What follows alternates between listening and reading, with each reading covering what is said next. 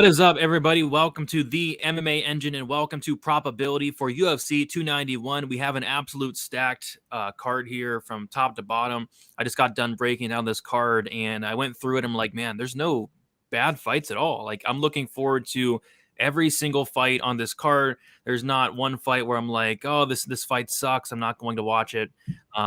Every fight I'm looking forward to. So really looking forward to it, not only from a fan perspective, but a betting perspective. I have already almost 8 units on the line. I think Uncle Wheezy has like around there as well. And we're only Monday. We're only in Monday, Wheezy. So I think it's a great betting card, and I'm going to be attacking it as such. What is up, Wheezy? Are you looking forward to a stacked card this Saturday? You're damn right I am, man. I've got more units on one fight on this card than I had on the whole last card, than I had on the whole last card before that. Then I had on the whole last card before that. So I think I'm 8 units deep on this card right now. Do have a max bet already on this card. So yeah, there's some time props. Let's just say they're sticking out. And I'm looking forward to breaking it down with you guys. Even got little bit of extra layer of analytics for today's show, Brady. We're going to talk a little prize picks as well during this show, and yeah, we're gonna let the data be our guide this week, and we'll see what we can find. Heck yeah, it's gonna be a fun show.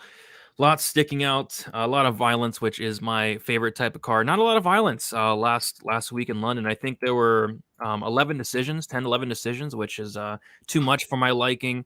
I think we're going to get a lot more violence here in Salt Lake City up in elevation.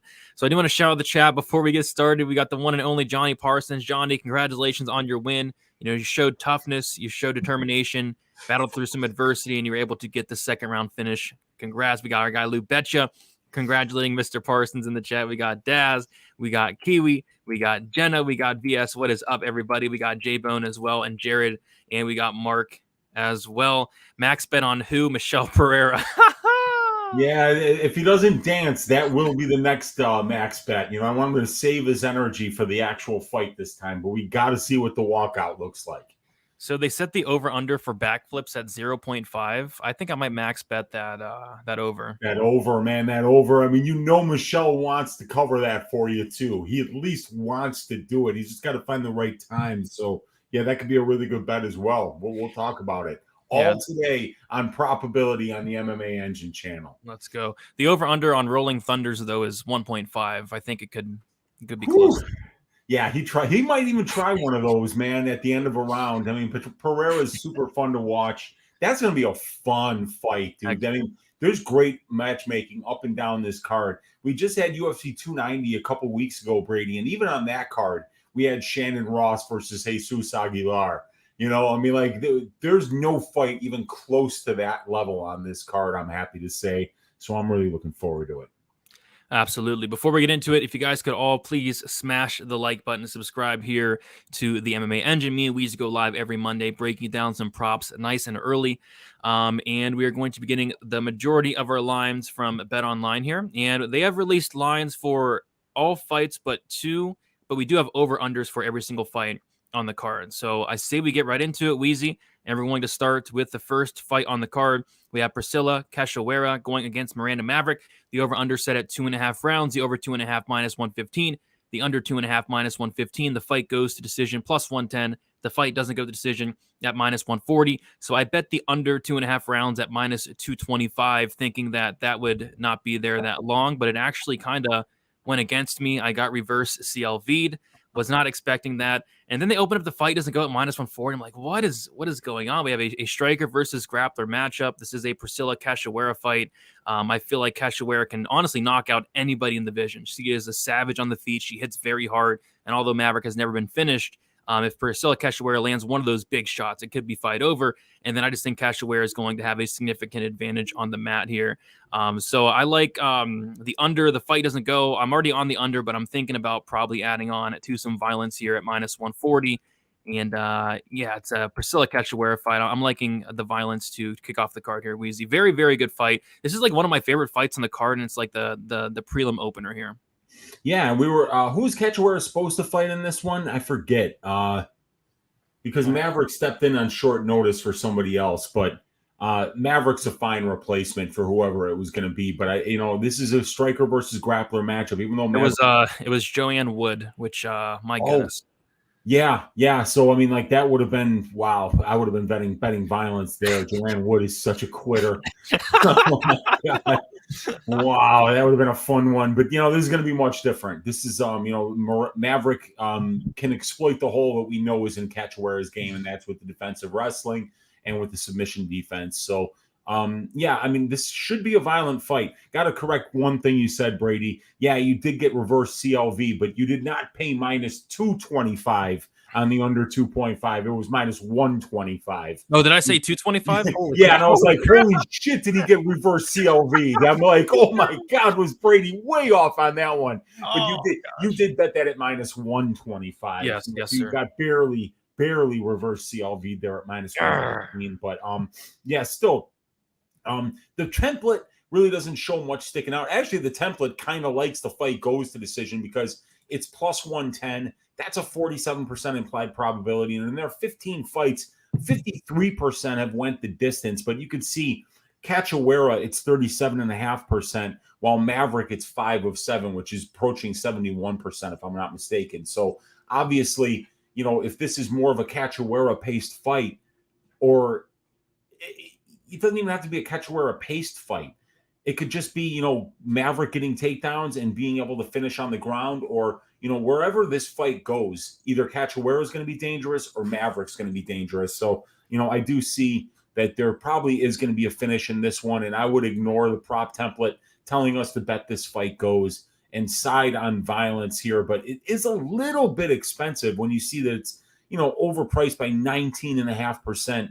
compared to the divisional benchmark, but still, I do think stylistically that the read is violence on this fight. Yeah, there's 2 fights on this card that are striker versus grappler matchup where, like you said, on the feet, there's going to be somebody that's very dangerous, and then on the mat, there's going to be somebody that's very dangerous. No matter where this fight goes, there will be finishing opportunities throughout the duration of this fight. So there's this fight, and there's one fight we'll talk about where I think it's another striker versus grappler matchup, and we both have bets on that as well. So yeah, I like the violence to kick off the card here, and should be a very fun fight. I'm a big fan of Priscilla Cachoeira. I remember picking her as a big dog, believe it or not, against I think it was Shanna Dobson, and she goes out there and starches Shanna Dobson in the first round. And honestly, I wasn't expecting her to have this much success, but here she is, man. And money's coming in on Priscilla Cachoeira as we speak, which makes sense. I mean, she's a dog and kind of hard to completely counter out. Yeah, and check this out, Brady. So I've got my Prize Picks analytics spreadsheet up here. So we've got actually Prize Picks plays for them right now. We for instance, 47.5 significant strikes, I believe, is the over-under right now for Miranda Maverick. Is that correct? I can double check right now. So the significant strikes for Maverick is 47.5. Yes. Yeah. So right now we can see that big yellow number there, 47.5. So when that number says 47.5, everything in here, in this area right here, is going to be percentages of how many fighters in the women's flyweight division in 3-round fights go over or under 47.5 significant strikes. The winner goes over that number about 60% of the time. The loser goes over that number about 37% of the time. So about 48% of women's flyweight fighters actually score over 47.5 significant strikes in their fights. And what's important here is that I think that Miranda's going to be really trying to get this fight to the ground. So if Miranda has her way, I kind of feel like 47.5 significant strikes is going to be a hard number for Miranda Maverick to cover, because she's going to be grappling most of the time. And we know that fighters just don't even come close to landing nearly as many significant strikes in control time positions as they do in at distance. So for instance here, the average significant strikes landed per minute in the women's flyweight division is 4.17, but in the clinch, it's only 2.09, and at distance, it's 5.64. So, you could see that divergence between 5.64 and 2.09. We know that if a fight's going to be more grappling heavy, that number of significant strikes that's going to be landed usually will go down. So, kind of like the under for significant strikes.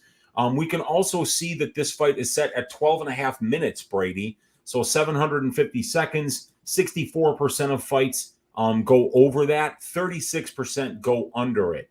And then at 2.5 takedowns, which is where we're set, the winning fighter gets that mark about 19% of the time. The losing fighter gets that mark about 7% of the time. So 13% of the time, we have a fighter getting more than 2.5 takedowns, whether they're the winner or the loser in the women's flyweight division. This is a little bit of a sneak peek, Brady, as to what we're going to have going forward. And then let's talk fantasy score. Let's do it. Prize picks, right? We've got it set at 94.5 points, right? Only one losing fighter in the women's flyweight division has ever scored more than 94.5 points. So you basically say that Miranda Maverick has to win this fight. And if she does, 98 out of 186 fighters have covered that mark, 94.5 points. So only 53% or 52.7% of women's flyweight fighters cover 94.5 fantasy points. And we also know, Brady, that it's hard to cover that number when you're grappling on prize picks, because prize picks rewards more for significant strikes. And even though they'll give you a little bit more for a takedown, they're not giving you any points for control time or reversals. So I kind of like the under 94.5 fantasy points for Miranda Maverick here. I also like the under 47.5 significant strikes from Miranda Maverick here. I think those are a couple of good plays for prize picks this week. Yeah, I wrote down the significant strikes. I think the strikes makes a lot of sense because she's going to have to grapple, and then also I think both that finishing upside. So I did write down that strikes, and I was also surprised to see that much of a fantasy score for Maverick as well. So yeah, I don't hate that, and nice little sneak peek there, Weezy. I like it. Yeah. Heck yeah. All right, let's move on to the next fight. We have, is this the one? This is the one. We have Matthew Semmelsberger going against Uros Medich. We have the over-under is set at 1.5 rounds. The over 1.5 is minus 155. The under 1.5 is plus 125. The fight goes the distance, plus 160. The fight doesn't go the distance, minus 200. So I opened up Bet Online, and I go to the odds, and I see the fight doesn't go to decision at minus 160. And I have to give my Uncle Weezy a call. I'm like, guess where the fight doesn't go at? You're like minus 300, where it should be. And I'm like, no, minus 160, dude. I'm not sure what's going on here. Like, Matthew Semmelsberger has a ton of power, a ton of finishing upside, and Uros Medich is coming back up a weight class to welterweight. He's coming in here on short notice. This fight is at elevation. He's never been to decision. He's never been over 2.5 rounds. He's never seen the third round. He's been over 1.5 rounds once his entire career. I think all but one of his finishes come in the first round. Violence makes a whole lot of sense here. And even at minus 200, I think it's a very, very playable line, Weezy. Very playable line. And so I was having breakfast like a lot of degenerate gamblers do today at 2:30 in the afternoon. And guess what I was having, Brady, when you called me? Eggs? Flapjacks, my friend. Oh. The eggs were already in my belly. See, what I had was a skillet. I had some hash browns. I had some sausage mixed up in that skillet, a little bit of cheddar cheese melted on top, 2 eggs over easy on top. Beautiful lumberjack breakfast for a gambler who's got to do a lot of work today, right? So I'm doing that, and then they give me flapjacks on the side instead of toast, because I think toast is kind of for suckers, right? So I'm having these flapjacks. Brady calls me with the minus 160 fight doesn't go to decision line. And I'm like, not only do I love that line, but I'm eating flapjacks right now. I took it as a sign. Max bet. The fight doesn't go to decision here at minus 160 is what I did. Even though it's a negative trifecta bet on the prop template, this is a situation where we've got Uros Medich, who's never even seen a third round in his career.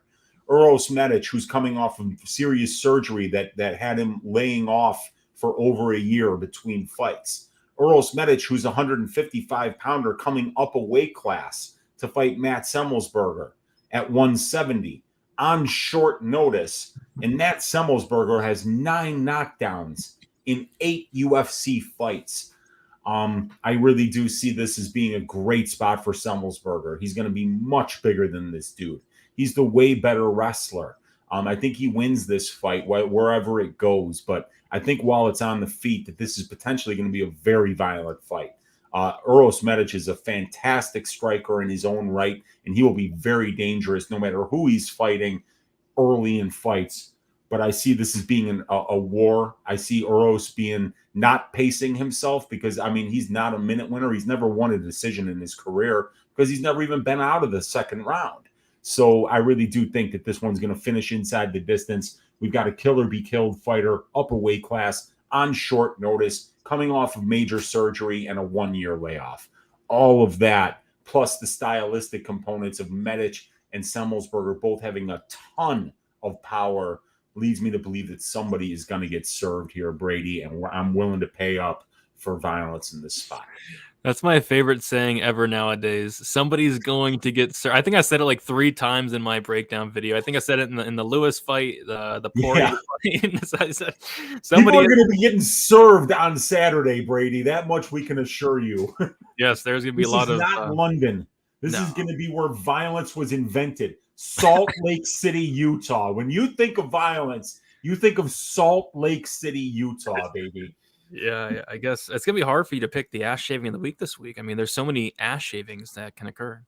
Yeah, but it is going to be easier than it has been some weeks because there are great opportunities. There's going to be asses shaved in Salt Lake City, ladies and gentlemen. So I hope I get this one right this week. We got Muradov right last week, although I was not expecting 12 takedowns. I'm not going to lie to you. 12 takedowns. Yeah, I wasn't expecting. He had like 12 takedowns, 5 knockdowns. It was a great performance, but my inside the distance didn't hit, which was annoying. But I had his under on fantasy points on fucking Prize Picks, dude. He scored like 160 points. Oh my god! It was one of the best performances of all time. I thought he was going to kind of like pick him apart from a distance for 3 rounds, like land like 35 significant strikes, maybe get a late knockout. But boy, it was one of the best fantasy performances of all time. Oh, and speaking of Prize Picks, let's just really quickly look. This is 170-pound fight.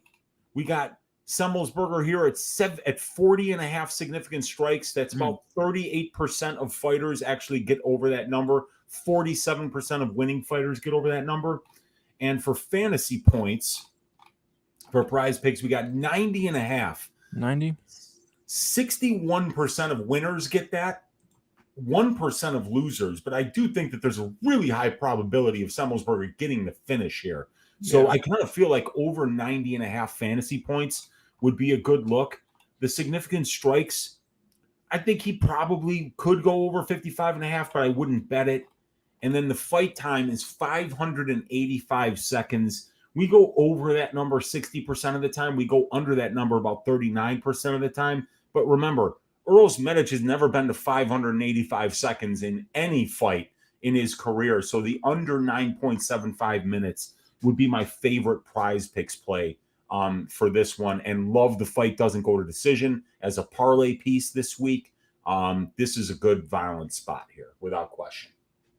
Yeah, I wrote down the under on the fight time. I think it makes a lot of sense. And yeah, the significant strikes is scary because like Semmelsberger, can Medich take 41 punches to the face? I don't know. This guy hits like a truck. So, but that fight time is something I really like this week. So yeah, definitely some violence in that fight. I cannot wait for that one. And congrats on going so hard on it. I went pretty hard on it, but not as hard because I already had like a pretty big bet on Semmelsberger. So I'm already like very invested into this fight, the Semmelsberger fight.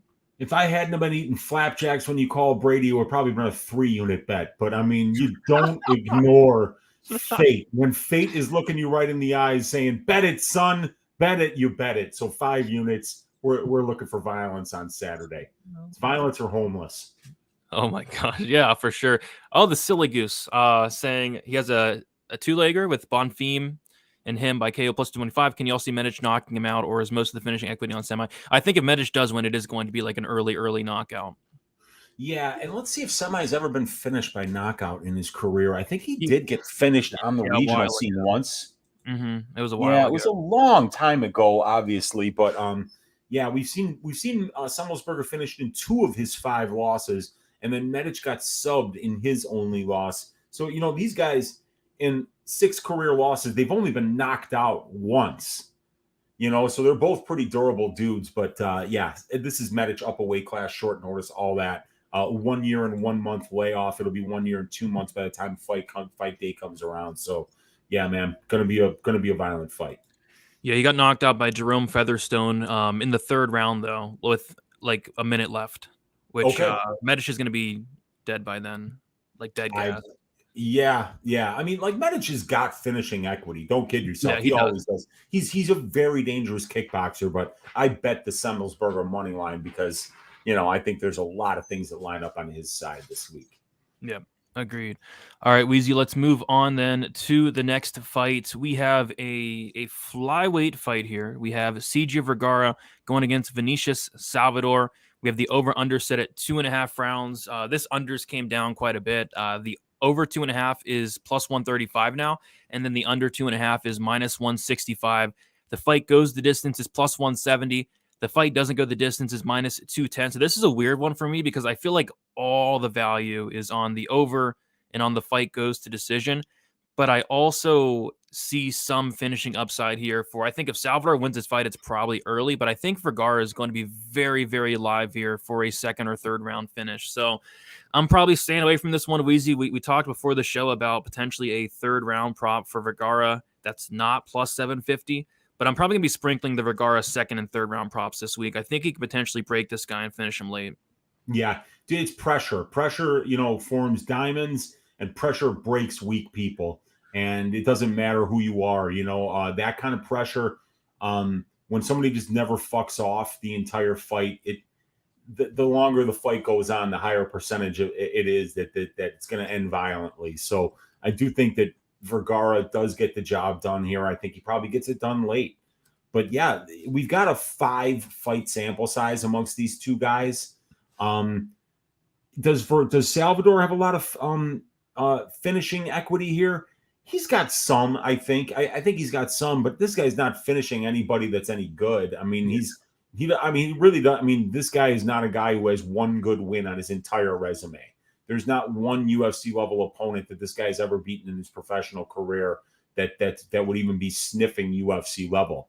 And Vergara's got a couple of wins. Very close fight over Clayton Rodriguez, and then he broke. Who was his most recent win? I forget already. De Silva.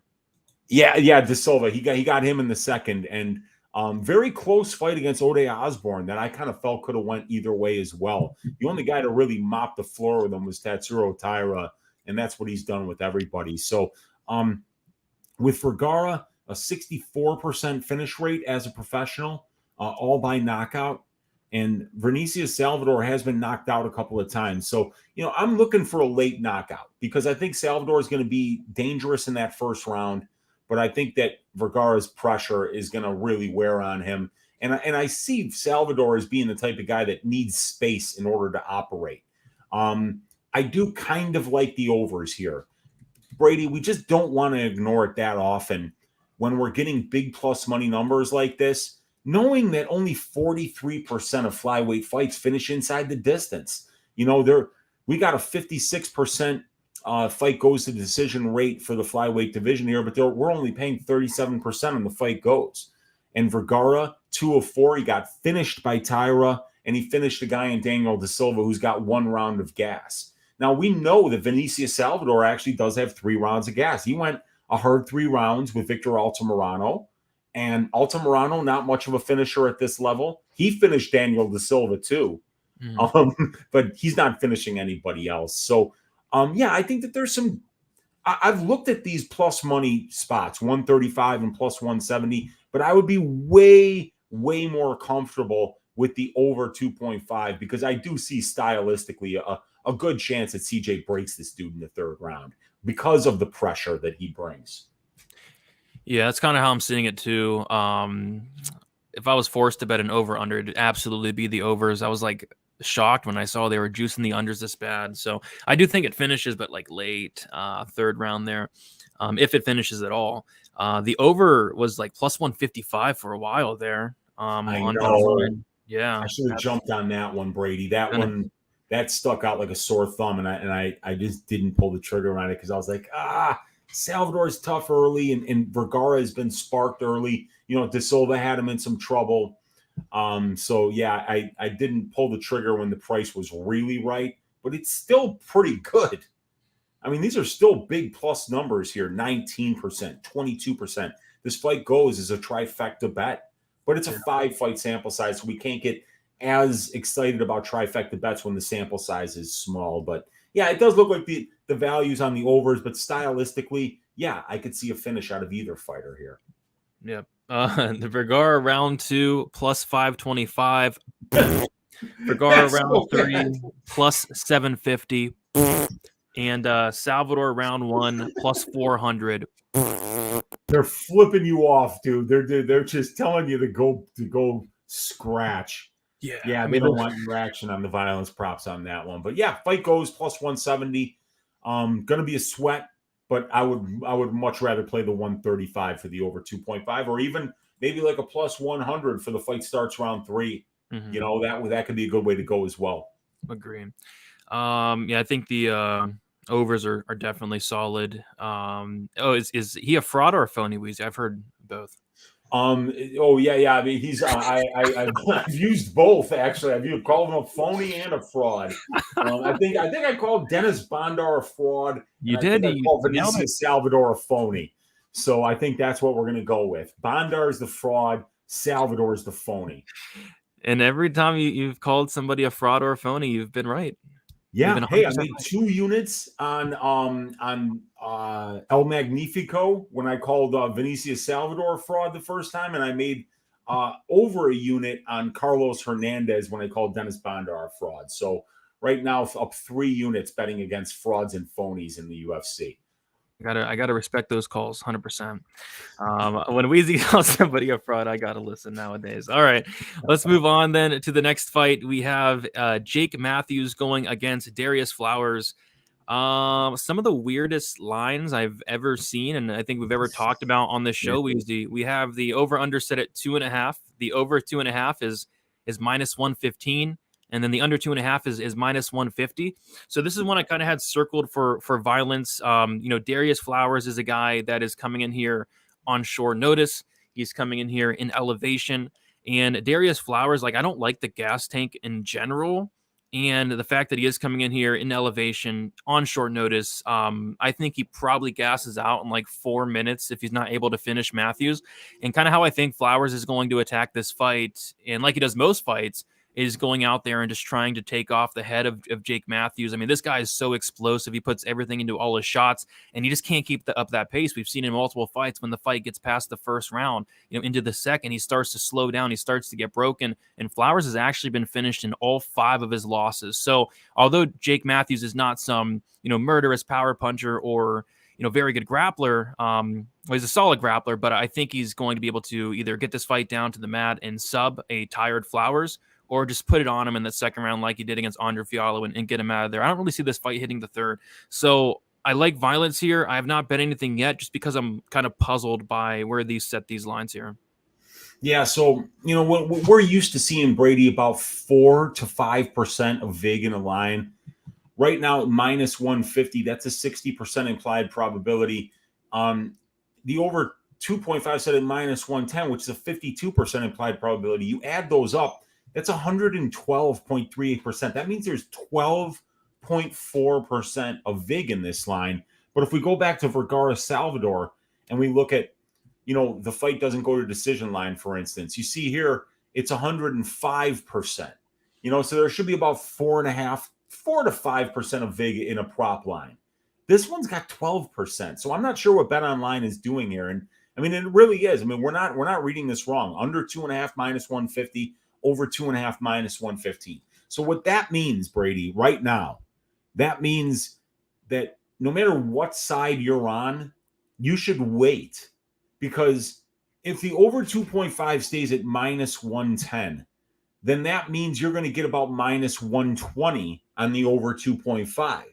And if you like the over here and that minus 150 stays at minus 150, you should be getting plus 120 on the over 2.5. So now when you have a minus 150 and a minus 110, it means neither line is bettable, you know, but stylistically, I'm right there with you, Brady. I mean, this guy Flowers comes out like a house of fire.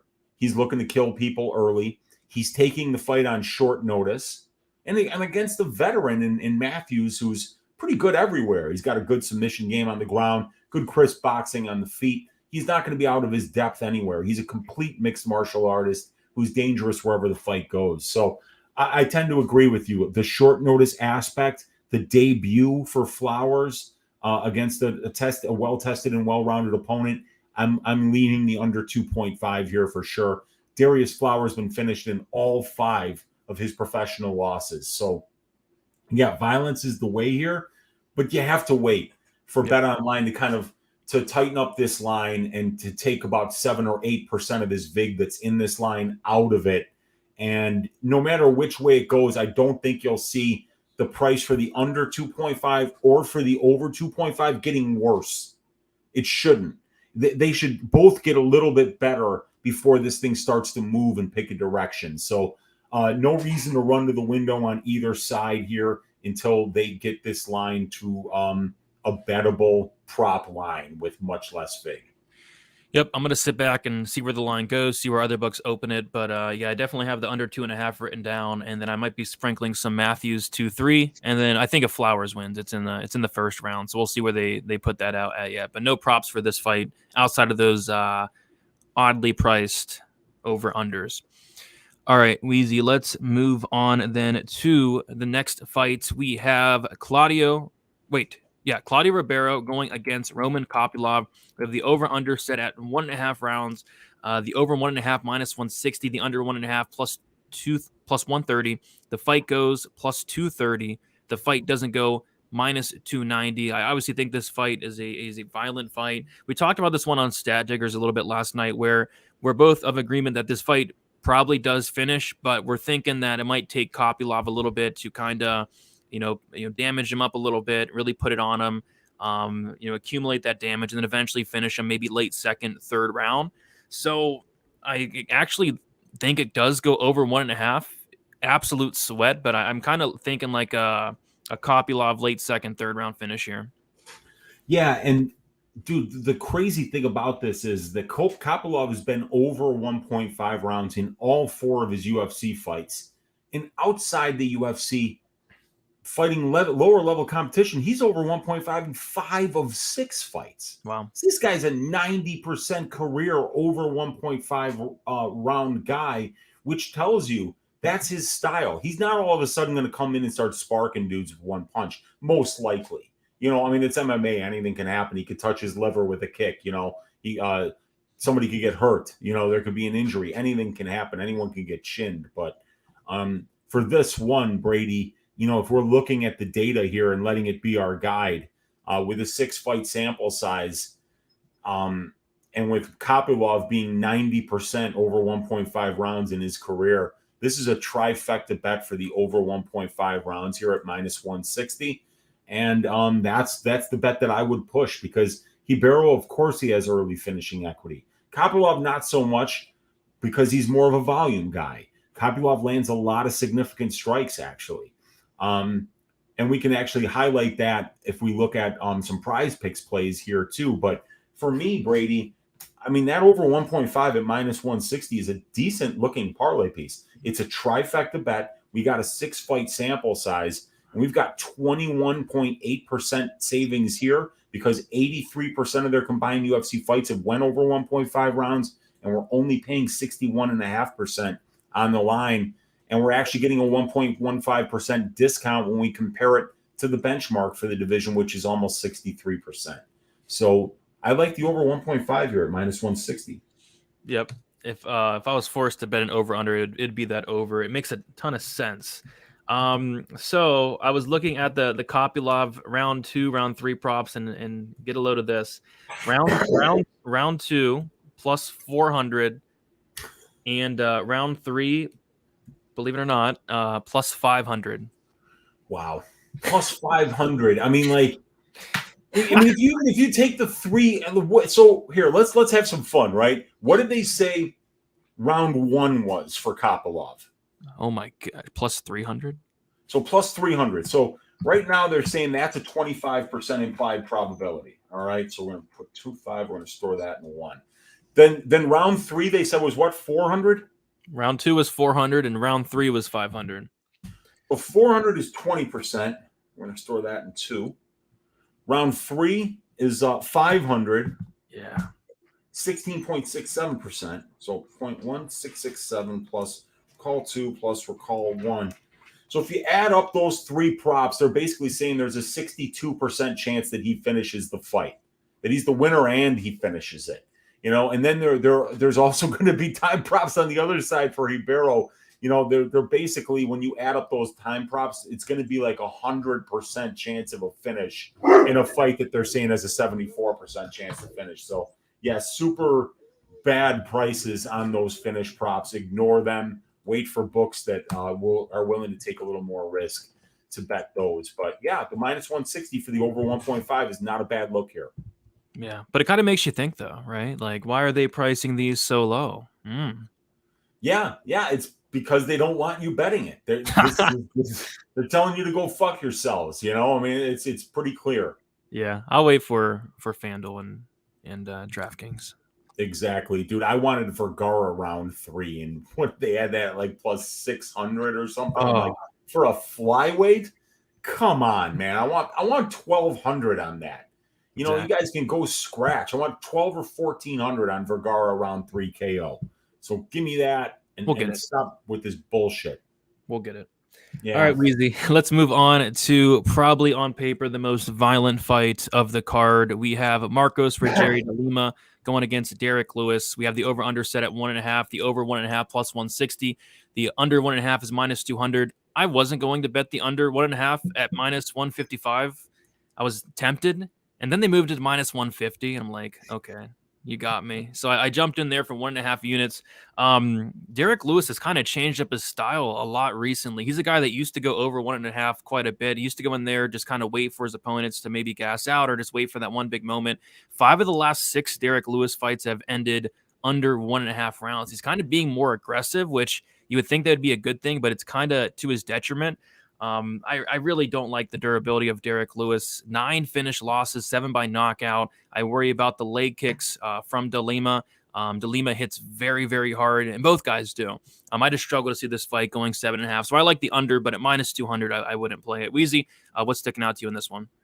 Yeah, so nothing really. I kind of feel like these lines are right about where they should be. Yeah, they're overpriced by about 24% when you compare the implied probability of the line to the metric for the division, but it's a Derek Lewis fight. The guy can spark anybody with one shot. When he lands a knockdown, it means you've been knocked out. And Rogério de Lima is not exactly a guy that fights patiently. I do see this one going under 1.5 rounds, but am I paying minus 200? No, minus 150 at 60% is a much better than minus 200 at 66.67%. When you miss a line by 6.67%, you kind of got to say, I missed it. Maybe next time. So, yeah, there's nothing sticking out here at all. Definitely not playing minus 600 for fight goes to decision. Actually, 400 for fight goes, seeing as we've seen Marcos Rogério de Lima go to decision with a couple of guys that aren't that great. Maybe that'd be the way to go, So we've seen both of these guys have went to decision in 4 of their 16 professional fights. So nice 25% sample size there. If we're getting it at 20% or below, there's a little bit of value there. But yeah, that's probably not going to decision. It's probably not even getting to the second round. But there's just no value in the violence props at these prices. So it's just a stay away from me. Yeah, they're all over it. One thing I was going to look at was maybe De Lima round 1, because the guy has like a crazy, I don't know if you have the stats on it, but he has like a crazy amount of first round finishes, but it's only plus 150. Yeah, De Lima in the UFC, only 6 of his 16 fights have even seen round 2. So I mean, obviously the guy's finishing a lot. 50% of their combined fights are finishing in round 1, and that's in a 32 fight sample size. So if you can get anything better than plus 100 for a fight doesn't start round 2, that's a way to play this fight because 50% of their fights are finishing there. But once it gets to round 2, then it gets a little bit more, De Lima's not getting a lot of second and third round finishes in the UFC. And frankly, neither is Derek Lewis. So we'll see how this all goes, but it's a stay away. Yeah. Fight won't start round 2. Could be something to look at, but I doubt it's probably playable. So, nothing really sticking out on this one at this point. They're all over it. But we can move on to the next fight. We have Gabriel Bonfim going against Officer Trevin Giles. We have the over-unders. The over is minus 120. Over 1.5 minus 120. The under 1.5 is minus 110. So about a pick 'em. I don't really have a strong lean one way or another. I could see a finish in the first, in the second, in the third. I think it probably comes early just because Bonfim such an opportunistic finisher. This guy got a 60-second finish against Munir Lazzez. Got an early finish on the Contender Series. It's probably early here, but I could see a late one as well. No strong lean. Weezy, what do you like in here? Yeah, the data loves the over 1.5 rounds here, but here's the problem. It's a Gabriel Bonfim fight, right? The guy is such an opportunistic finisher, especially with his submissions, that he can get anybody at any time. And he's such a good boxer that if he gets you in trouble, if he lands a big shot, usually that's when he'll jump on his submission. And when he jumps on one, he finishes with it. But the thing is, though, Trevin Giles has got 11 UFC fights, and that's a nice sample size here. And we're seeing that 9 of his 11 fights have went over 1.5 rounds. And that's what most fights being at middleweight against good finishers in the middleweight division. Guys like Gerald Meerschaert, guys like Roman Dolidze.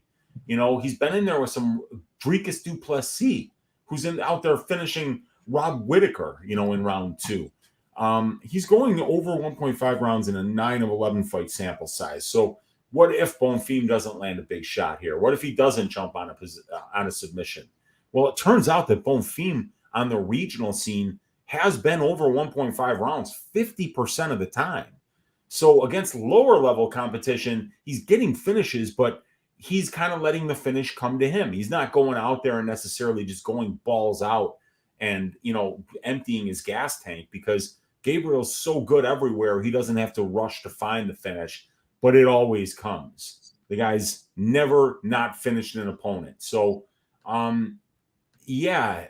think this could be a good one where we could, wait, do we have, no, we don't. We don't have fight goes or doesn't go lines for this yet, right, Brady? No, they're not going to put it out for a while.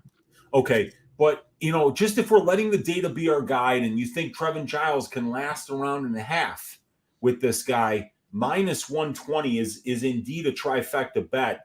And it's one with over 40% in combined savings. I don't get in the habit of ignoring those kind of trifecta bets with a 12-fight sample size too often. We did it earlier with the Semmelsberger fight, but that was with Erlos Medich having never even seen a third round.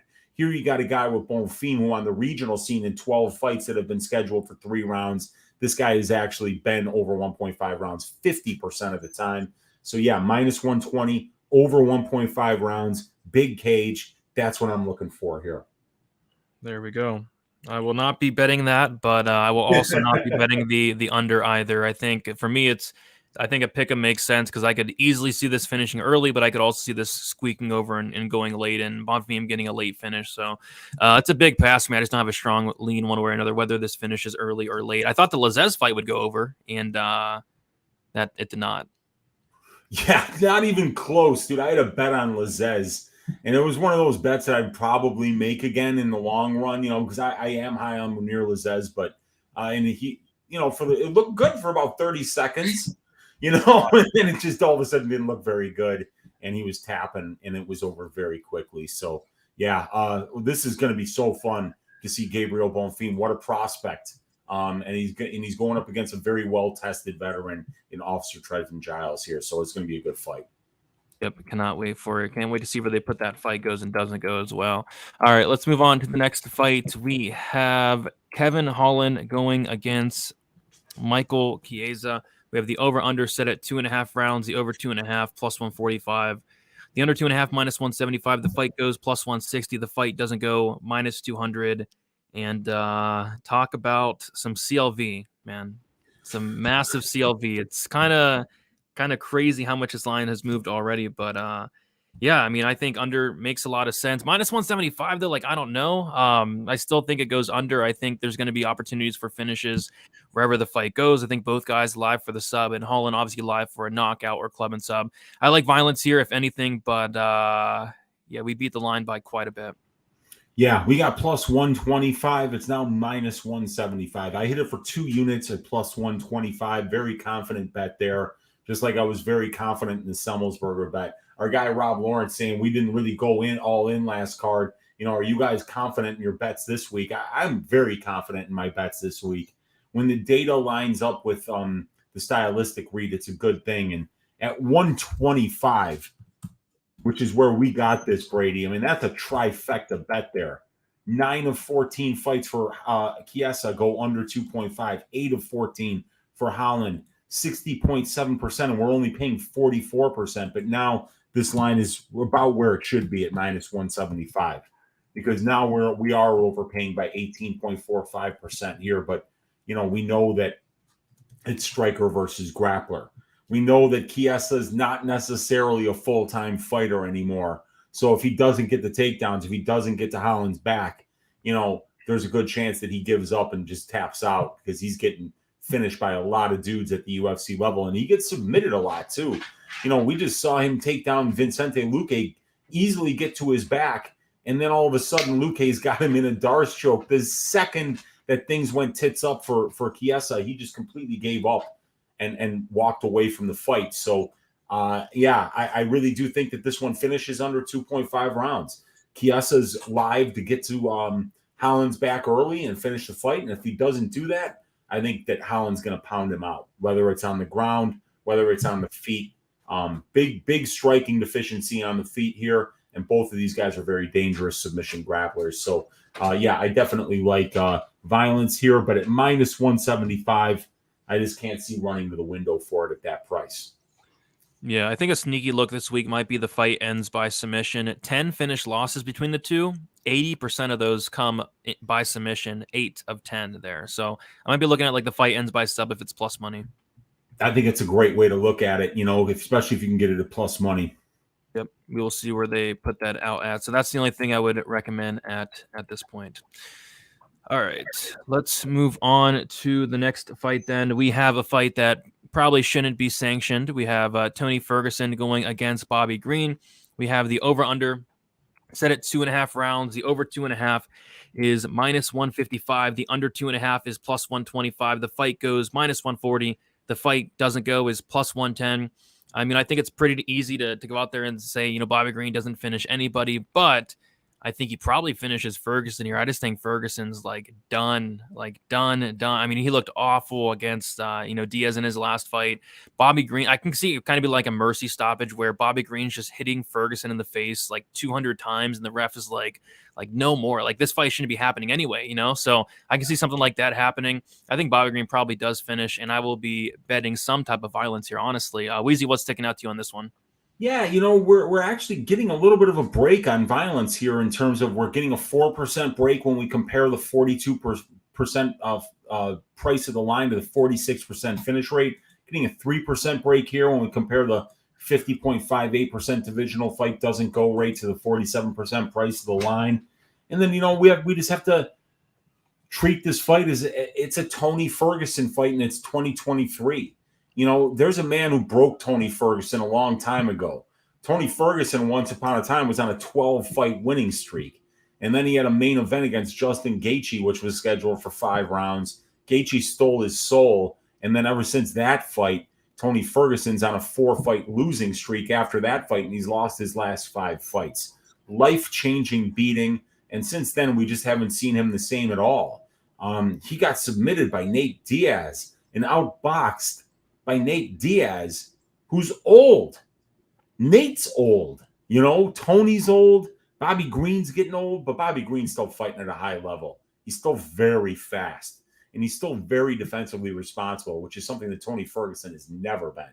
So, yeah, I think Green, I think he cruises here. And if you want to kind of like kick dirt on the grave of Tony Ferguson, you know, maybe that under 2.5 of plus money would be a good way to look at that and just say, I think that he's going to beat him late here, or even the fight doesn't go. Or if he's just styling on him in the third, maybe we get that late stoppage. The ref just steps in and says, Tony, time to hang him up, buddy. We can't let you take any more damage. Yeah, I think that's very much on the table. So I'll be looking at something like that. I was hoping for like a Bobby Green, like a juicy knockout prop, but they're all over it here. Only a plus 175 right now.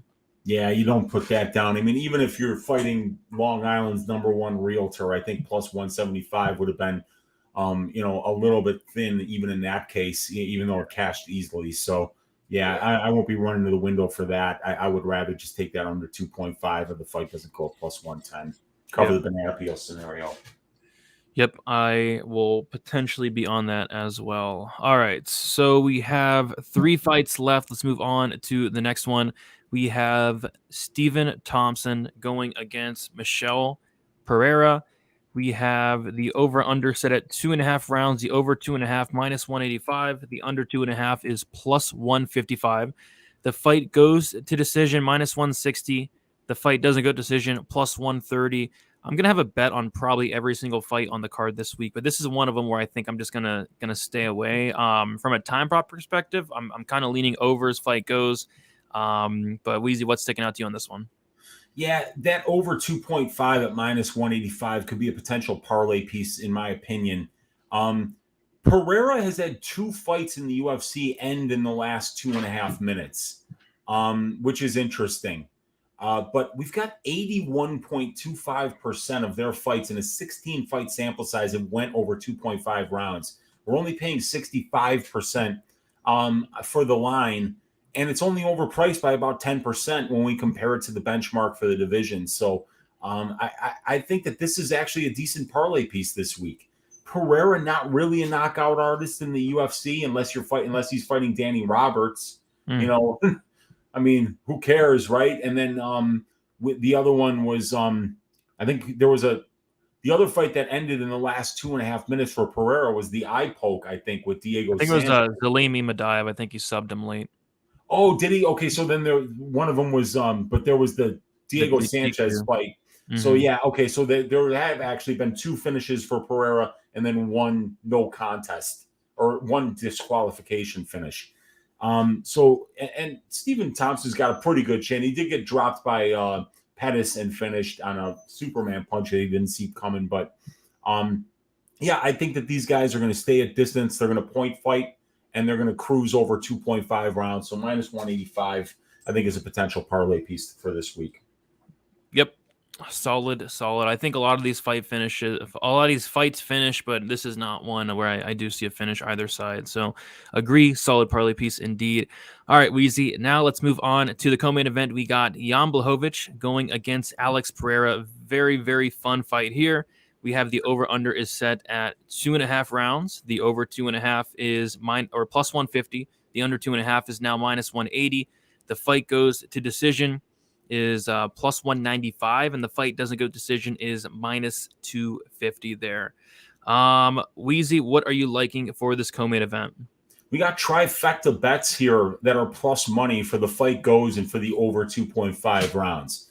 The bad news about that, Brady, is that this is an Alex Pereira fight, and he can touch you just once and you're sleeping. So do we want the mental stress, the emotional load of betting an over in a Jan Blachowicz Alex Pereira fight? It's probably not. But am I laying minus 250 for fight doesn't go to decision? For a guy like Blachowicz, who's like, people aren't dropping this dude. It's not like Jan Blachowicz is really out of his depth against anybody on the feet. He didn't even shoot until the 4th round against Israel Adesanya, and the first 3 rounds were really close. So, I mean, this week, where these lines are at right now, Brady, it's fight goes or over 2.5 or pass. Plain and simple. You just don't. These are negative trifecta bets here. And we've got a 14-fight sample size. And Blachowicz is very, very durable, as is Alex Pereira is pretty durable too. He went 5 rounds the first time with Pereira. He went 3 rounds with Bruno Silva. He got clipped at the end of the 2nd round against Adesanya there. but that's at 185 where he's cutting a ton of weight. So we can expect him to take more of a punch here up at 205, an extra 20 pounds that he doesn't have to cut. But the flip side of that is that he can even be more dangerous and more powerful now that he's not cutting that weight. So he might be more likely to finish. But yeah, these are overs or pass for me. Yeah, I mean it's a pass. I think the fight does finish, but minus 250. No, thank you. Yeah, and Jan Blachowicz, he's only been knocked out once in his entire career. He had a retirement where he quit on the stool apparently back in 2011. But other than that, he only got knocked out once, and it was against a Thiago Santos who was in his prime back in 2019. Yeah, so obviously he's very durable, and Thiago Santos is one of the most powerful guys that he ever fought. So yeah, it's an interesting one, but yeah, I'm leaning overs here. But am I running to the window to do that in this fight? No, thank you. Yeah, it should be a good pass. If Pereira's 29, Brady's still in high school. Yeah, I doubt Michel Pereira's 29 years old. He's like 37. Come on. No, Pereira's not. Oh, maybe that's. Are they saying Michel Pereira? Because I think that's Michel Pereira might actually be 29 years old. But yeah, he's lying. Do you think he's lying? Yeah, he's lying. He has like 50 fights. He does have 50 fights. Yeah, 29 years, 9 months, but Alex Pereira is actually 36 years old. So yeah, maybe he's got one of those Brazilian get birth certificates. It could be. Yeah, that could be it. All right. Let's move on to the main event. If you guys haven't now already, be sure to smash the like button. We're going to get into the 5-round main event, and it is between Dustin Poirier and Justin Gaethje. So the over-under is set at 2.5 rounds. The over 2.5 is minus 135. The under 2.5 is plus 105. The fight goes to decision plus 200. The fight doesn't go to decision is minus 260. And I'm at a loss for words here. I mean, you can see all the green. I'm at a loss for words here, Weezy. I'll leave it at that. So fight doesn't go to decision. Where do they have that at? 260. Minus 260. And the fight goes is what, 200 or 220? 200. 200. Okay. Yeah. Yeah. All right. So we've got a huge sample size of fights here, Brady. And you look at this plus 105 for the under 2.5. Dustin Poirier has had 10 fights scheduled for 5 rounds. Gaethje has had 8 fights scheduled for 5 rounds. In that 18-fight sample size, 13 of them have finished under 2.5 rounds, and 16 of them have finished inside the distance. So, minus 260 here, while we're overpaying 2% based on the benchmark, 16 of 18 or 89% of their combined fights have finished under 5 rounds. And under 2.5 rounds here, we've only had Poirier have 1 fight finish in the last 2.5 rounds. And for Gaethje, it's only 2 out of 8. So, 72% combined of their fights have finished under 2.5 rounds. We're only paying 48% implied on the line. I know the first one went over 2.5 rounds and it finished in the 4th, but these guys beat the shit out of each other, Brady. These guys are landing, Gaethje's landing massive, inside leg kicks to the southpaw. Poirier's beating on his body. They're both landing great headshots.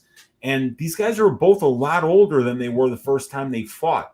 That durability, I don't think it's going to be there as much as it was for both of them the first time around. So there's been a lot of money coming in on these overs, but the price is not right. Minus 135 is a bad price for an over 2.5 right now. It might cash. It did cash the first time, but the second fight's not usually like the first one.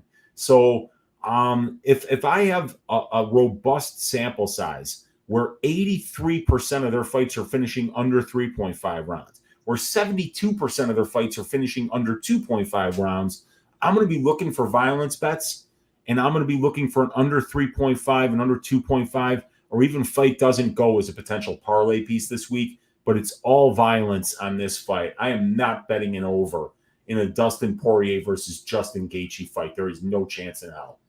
Yeah, the over is like the most popular play of the week. So these violence lines are getting better and better. Like the under 4.5, I see minus 175.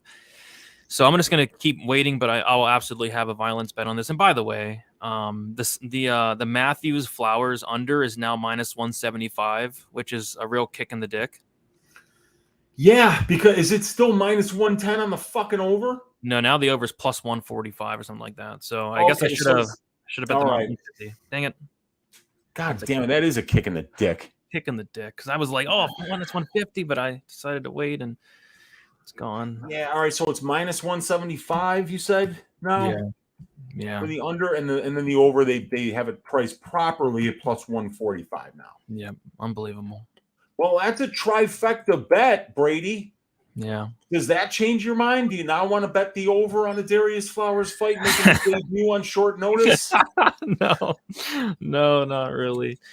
Dave Mason, if you're watching and you did this to us during our show, I want to have a word with you, man. Come on. We caught you putting 12% vig in the line, and then you juice the under even more. Come on.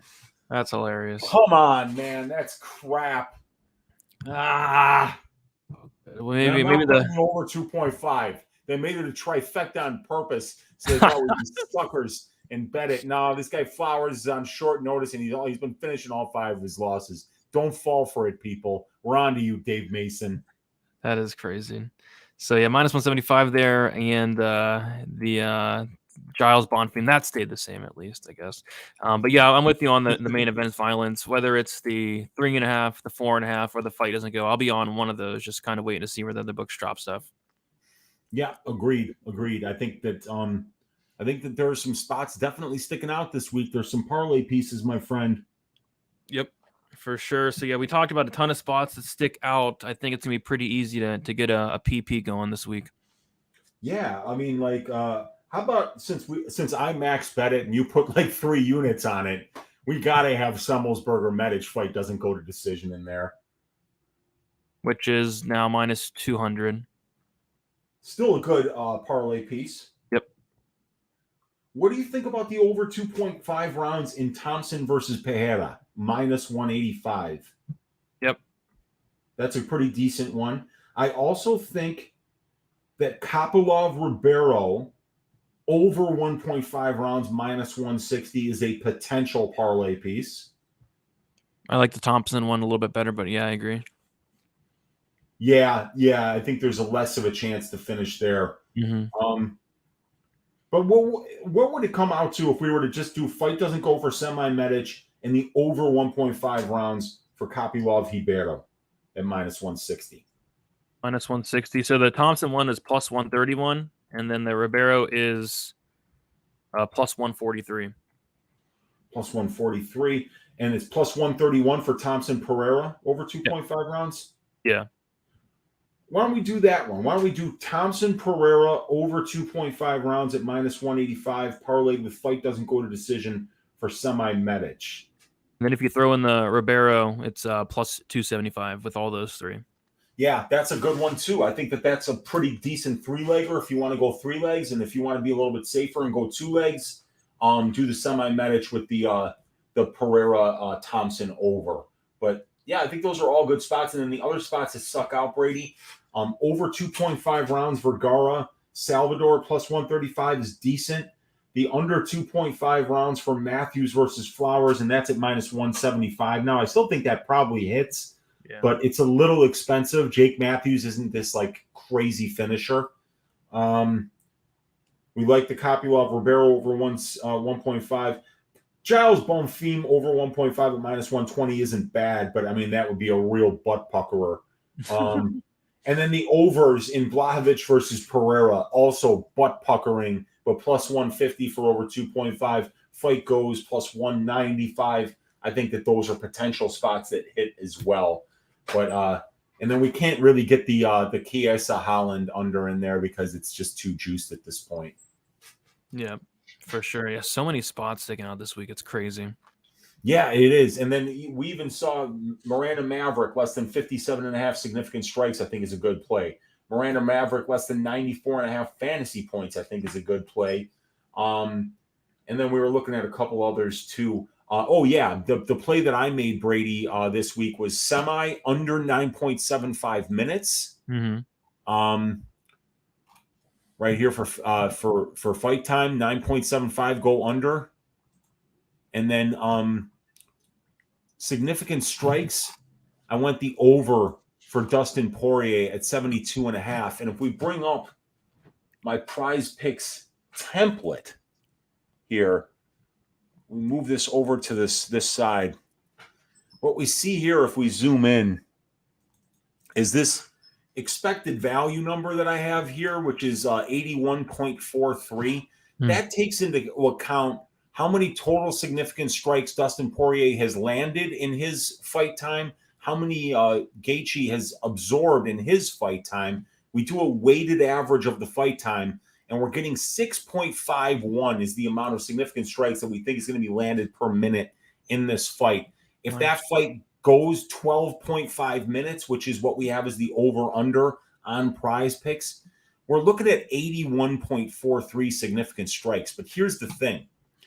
This number goes from 6.51 up to 7.51 if we only consider distance striking. And Justin Gaethje doesn't shoot takedowns. Poirier shot 5 takedowns in the first fight. He didn't get any of them. Gaethje's a good defensive wrestler. Poirier, not a great wrestler. So I feel like that this fight's going to be at distance 90% of the time. And if we look at that, at that number at 7.51, and we multiply that 7.51 strikes per minute by Poirier, by the 12.5 minute expectation of the fight, you're looking at 93.9 significant strikes landed. We only got to cover 72.5 here. So I like that over. And then I like the violence in the Semmelsberger fight for reasons that we already talked about. So that's my 2-leg prize picks play here. We could do 1 unit to win 3. Yep. I like it. I agree with both. I think Poirier hits that probably in the early second round. I think it's going to be a war for as long as it lasts. Wait, I'm showing Maverick less than 57.5 significant strikes. Did that just get changed down to 47.5? Or did I write that down wrong the first time? I have it at 47.5 as of right now. Damn. Okay. Because that's where I see it on the prize picks now. But on the sheet, on the spreadsheet, I thought I had it earlier. For women's 125, let me see where I had it. Oh, it was 47.5. Okay, I just wrote it down wrong. But even at 47.5, I do like it because I think that Miranda's going to have to grapple here. And if she does do that successfully, it's going to be almost impossible for her to land 47.5 significant strikes while she's attempting 8 takedowns. So, I like that one. You could do that. You could throw that one in there as well. And now it's like $20 to win 45. That doesn't sound right. Well, either way, it's a much better number than that. You know, when you get 3 to 1, I think it's 6 to 1 or something like that. Yeah, I like it. All right, Weezy, we did it. We went through all 12 fights, let the people know the plans for the rest of the week. Looking forward to seeing who's going to shave ass, which, like I said earlier, so many different ass shaving potentials. Yeah, a lot of great options this week. But yeah, look for me on my YouTube channel, Uncle Weezy, 10 o'clock Central Time. For Just a Tip with Uncle Weezy, we'll break down all 12 of these fights from a stats and tape study perspective. I'll give you my track bets for the week, and we'll finish with Uncle Weezy's ass shaving of the week. And then you can find me on Pub Sports Radio with Brady, Gordo, and Monk Wednesday at 8 o'clock Central Time, 10 o'clock Central Time on Wednesday night, Ask Weezy. And then Thursday morning, I'm driving out to Galena, Illinois, to Eagle Ridge for a 3-day golf trip with my buddies. I won't be back until Sunday, so you won't be hearing anything. Hearing or seeing anything from your Uncle Weezy over the weekend other than maybe a real short, greasy 4-leg parlay video. But going to get back to work on this prop template, and hopefully we'll have something that we can do next week that's entirely prize picks based for significant strikes, fight time, takedowns, and fantasy score on every single fight on the roster that we have props for. Sounds good. I cannot wait. And we'll be CJ shaving the fraud info. We'll see. Oh, it's a definite possibility, Kiwi. It's on the short list. Let me just assure you of that. Oh, so many. There's gonna be hair all over the man, it's gonna be crazy. But yeah, guys, you can find me on I just posted my full card breakdown just a couple hours ago, so be sure to check that out. I'm gonna go live Friday for final thoughts as always, and then live once again Saturday for some best bet. Not sure who's on this week, but gonna get the crew together pretty soon. So yeah, leave a like on the way out, subscribe to the channel, and best of luck for UFC 291. We'll talk to you guys soon. See you.